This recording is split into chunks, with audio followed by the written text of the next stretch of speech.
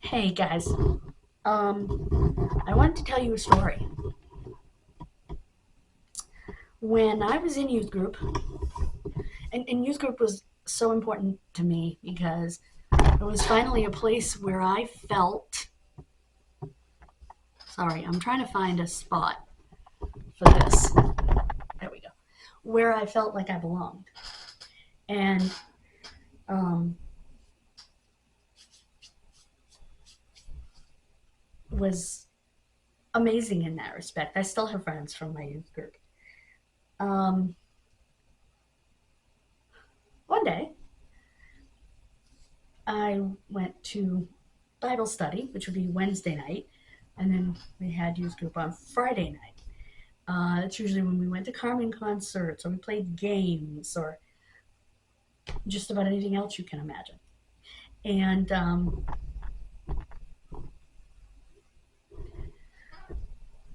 I got there. My dad dropped me off. It had finally stopped raining, so it was a beautiful spring day. Um, it had been raining most of the day while I was in school. And I got there. And when dad dropped me off, I walked over to the church steps because the youth pastor's house sat in the middle of the parking lot. It doesn't anymore. They picked it up and moved it. And in the basement was where we met. And I walked over to the church steps where my cousin and one of our female friends were sitting talking. And I told them I'd be out in a minute. I just wanted to go put my Bible and my folder down that had, extra paper, pen, that sort of stuff in it, um, on one of the couches in the basement. And I would be back up. And I stepped. One step. I hit water. Now, I was wearing a pair of girly black boots, with the fold down cuff, thinking I was,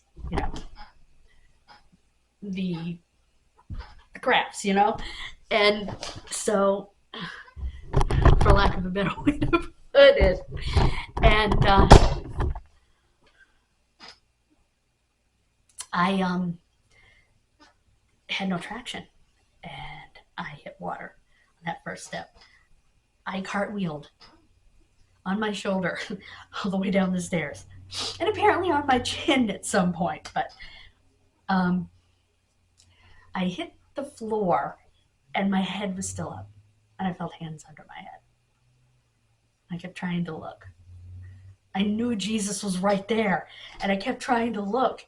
And then it occurred to me, there's this verse in the Bible that he won't let you see him. It's in his time. You know what I mean? We won't see him, physically see his form, you know. Um, Probably until we go to heaven. And so I realized, oh, wait a minute. He's not going to let me see him, but I can certainly feel him. And he let go and allowed my head to fall. But it was after my whole body was still on the ground. And I remember my head bounced kind of like a basketball. I'm like, ooh. Um, I am pretty sure that I passed out part of the way down the stairs. Um, I remember laying there, and if it hadn't been for Christ's hands under my head, I would have been killed because my head would have smashed on the floor.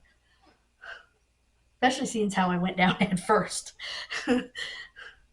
um, I was laying there, and I realized I couldn't feel anything from the chin down. I could feel nothing, could move nothing. And I'm laying there, and I'm yelling for help and yelling for help and looking behind me, yelling for help because I'm down the stairs, and there's another set of stairs behind me that goes up into the house. So I'm screaming. And at some point, it occurred to me as I looked around me, I'm in a stone basement. It's all big boulder, stones, and cement. There is no way anybody's going to hear me upstairs. My screams are going to be absorbed by all this stone and cement. And so I laid there. I did try a couple more times, hoping that even maybe my cousin and our friend outside, but they were all the way across the driveway on the church steps.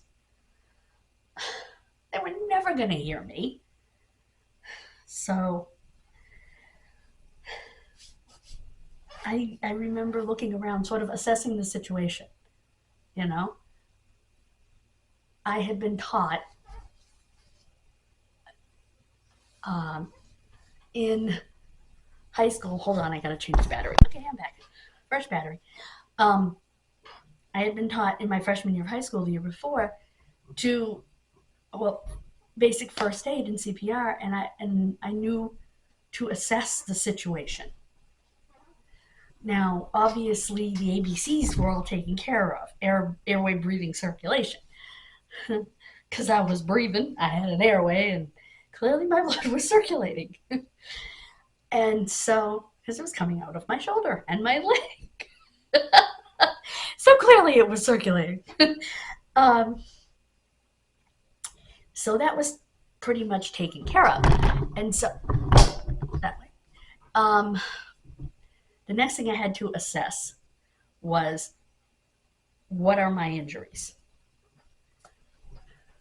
I realized I couldn't feel anything, and I remember as I was getting feeling back, my hands were out like this.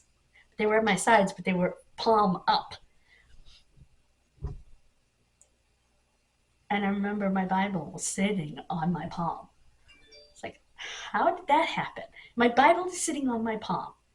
None of the stuff that's in it moved, but my folder opened and everything went everywhere along the foundation of the building, because the stairs were just basic carpenter's stairs with a post at the top, a rail, and a post at the bottom, nothing in the middle. And on the other side of that was the foundation. And so on the lip of the foundation sat my folder, and my papers were everywhere. Okay, great.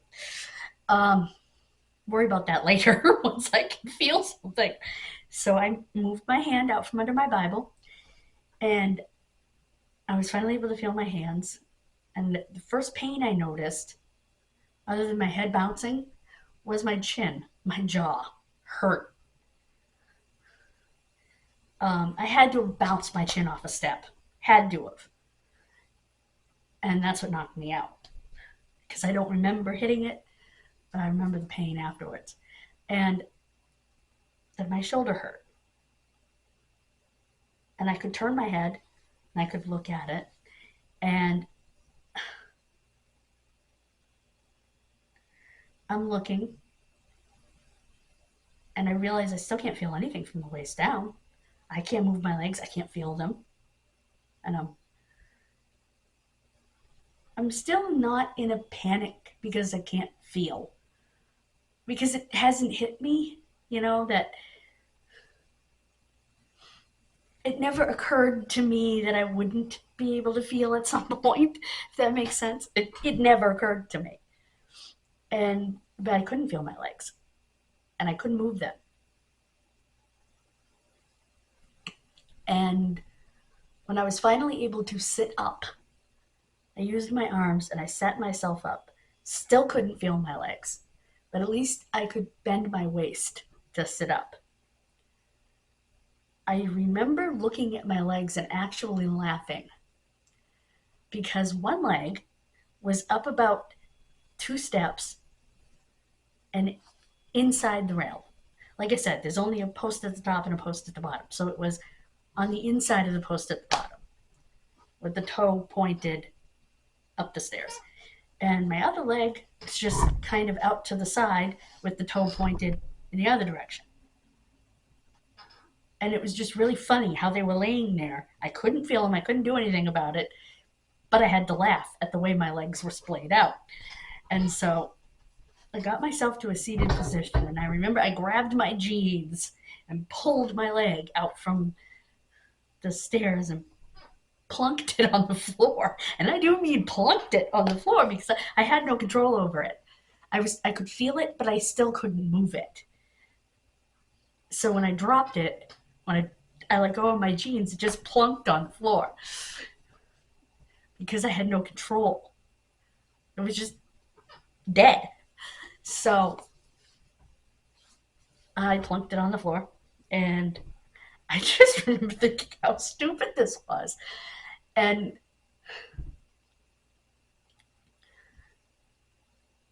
then I realized I could move a little bit more. And I was able to bend my knee enough to pull my. You should have seen me trying to pull my jeans up to see the injury, because I knew I had an injury to the side of my calf.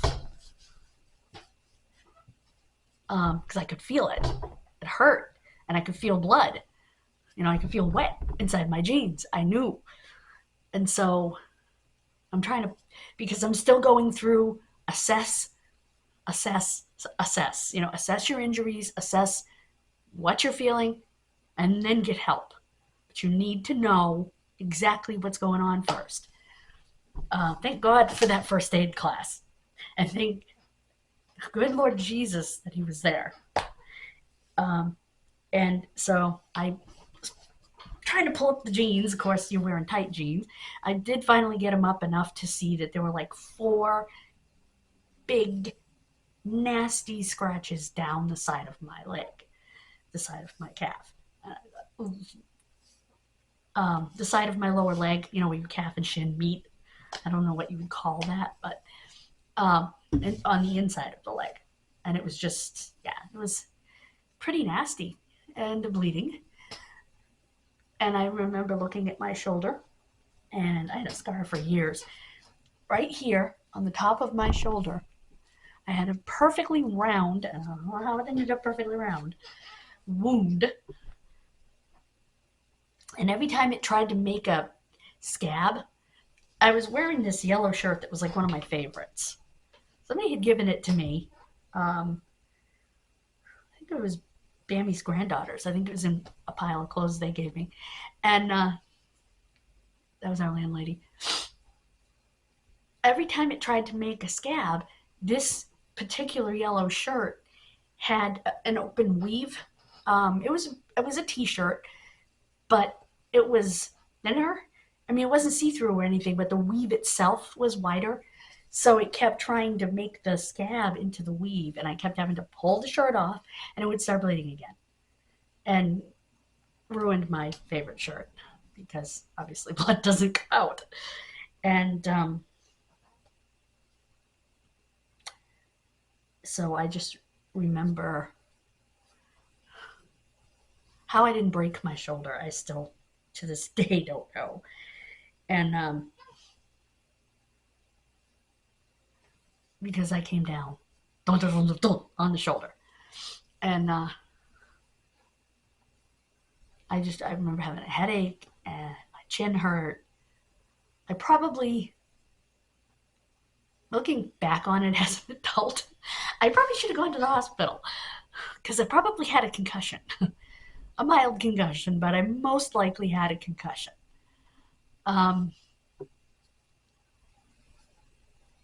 So anyway, that shoulder hurts so bad. I'm sure there was damage done. And I couldn't even lift the arm. It was awful. And I went home, and I told my mother what happened, and she took care of my shoulder. And then she told me, because I had a really good relationship with the school nurse, to see the school nurse in the morning. My mother was a nurse's aide. She knew how to dress a wound, and so I went and saw the school nurse. She took Mom's dressing off. She redressed it. She said, "This is what I want," and she gave me dressings and tape and everything. And I think she gave me Neosporin or something. She said, "I want your mother to dress this every night, and you come in here in the morning, and I will dress it in the morning until this is healed. Because your mother did a great job. So she gave her the stuff to dress it with. So my mother isn't her saint, you know. Um, she's no stranger to dressings. And so um, that's what we did. And the school nurse pulled me out of gym class. She said, "There's no way you're taking gym class today." I said, "I didn't think so." Because it was Thursday and it happened on Wednesday. Friday, I went to youth group and we were playing a game where we were like spinning. We were holding arms and legs and like spinning as two people as one. Wouldn't let me do it. There's no way. You just fell down the stairs and badly injured your shoulder. Let's let you heal more than 2 days. So I do remember getting back to the actual fall. I got up finally and I went up the other stairs into the house. Well, it turned out the youth pastor was at the store. He was running errands. And his wife was there. She never hurt me. And I explained to her, I'm bleeding and I just fell down the stairs and I need help. And she told me, because I was bleeding, that I needed to go over to the church and use the church bathrooms to clean myself up. I was like, really? And I understand because it was like 1990 maybe, 91. So it was still during the AIDS panic. So I understand her not wanting me up there. But at the same time, it occurred to me that we had had another accident and the person was sent up there. The other accident was one of the twins. We were fooling around during Bible study. Um, and one of the twins, I don't remember if it was Carrie or Gretchen, um, was laughing and fell forward. And when she did, her head hit um, one of the steel posts that holds up the basement and split it wide open on top, like up here. And and she didn't realize it right away. She was still laughing. So, oh, that hurt. And then she felt wet, and she put her hand up. Uh oh, you know. And he sent her upstairs to his wife, and I believe he would have taken care of me had he been home when it happened. Um, so I don't know. Like I said, it's that time period. And he had his wife call her mom. And her mom came and got her, took her to the emergency room. She got stitches. So, yeah, that was fun. Um, the boys were tickling her. There were boys on each side of her tickling her, which they would do to us. They would tickle us almost to make us pee our pants. And um, she fell forward laughing and smacked her head. And when she did, she smacked right here, just behind the bangs, this area here. So it wouldn't show that there's a scar there. Um, but yeah, she smacked it pretty good. She got a few stitches.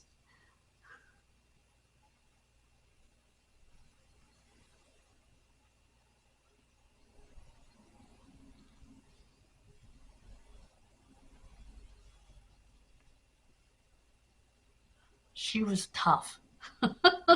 That's all I can say. She was tough. Hitting that post like that and bouncing back and just laughing, and then go, not right here. Ruh-roh, more or less. So, yeah, I mean, we had experiences with injuries, but I feel like my fall was to protect the boy that we had that was in a wheelchair Um,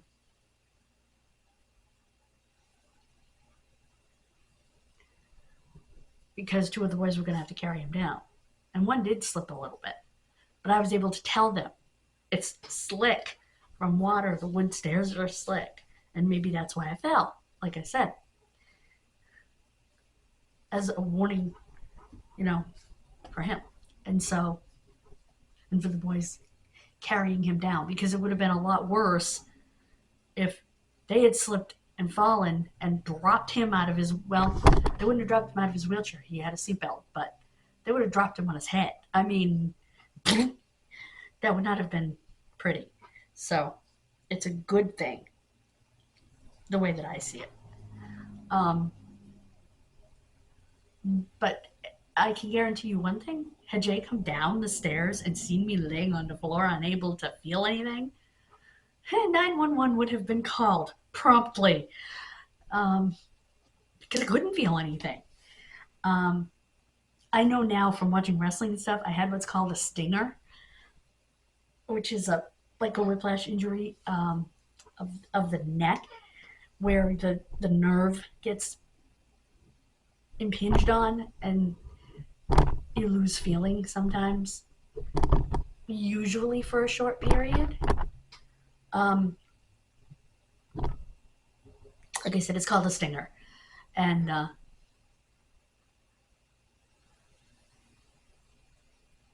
was incredibly calm considering.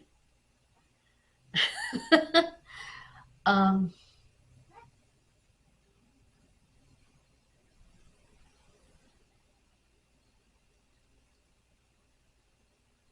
so anyway, I always felt and still feel that Jesus was there, holding me up, or an angel. But I felt him in that room.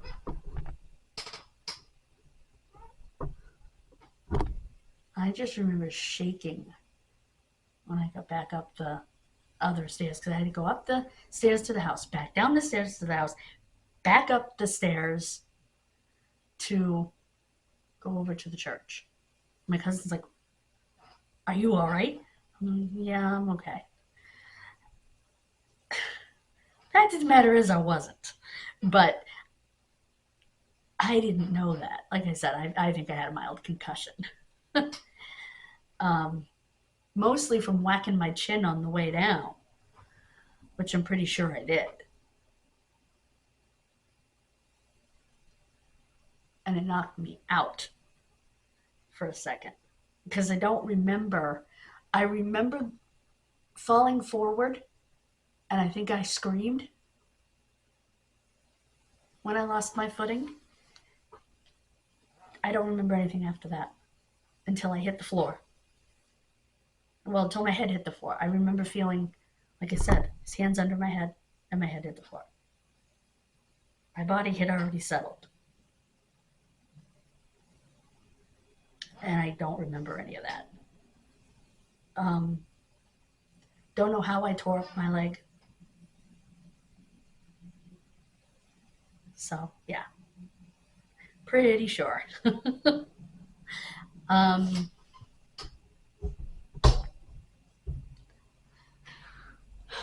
I hope you enjoyed this story. I like telling stories, you know.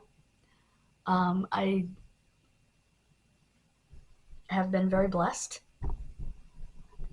The Lord is what got me through the cancer, both cancers, and He's gotten me through so much. And I hope that my story inspires others to take the Lord as their Lord and Savior, you know, to ask Jesus in their heart. I am still so grateful, and I remember saying to the lady that ran my women's group, my old women's group, I said, I don't feel like I have a testimony, because you hear these people and they talk about when they gave their lives to Christ and what their lives were like before. I don't know any other way. It's the way I was raised, and we started talking, and I told her about how they said that I would never walk or talk. They said I would never read or write. They were completely and utterly wrong. And she said, that's your testimony. That's what God gave you. I thought, really? And it is. And I thank him for that.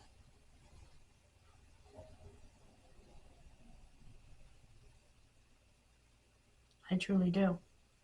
And I hope that you will come to know him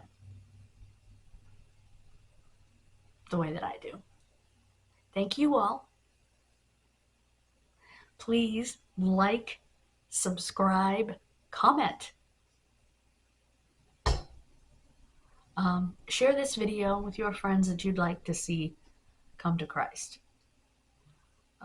It all helps the YouTube algorithm. And it spreads his word. I want to end this with a quote from Carmen, from one of his songs. No way we're not ashamed of the gospel or his name. No way we're not ashamed.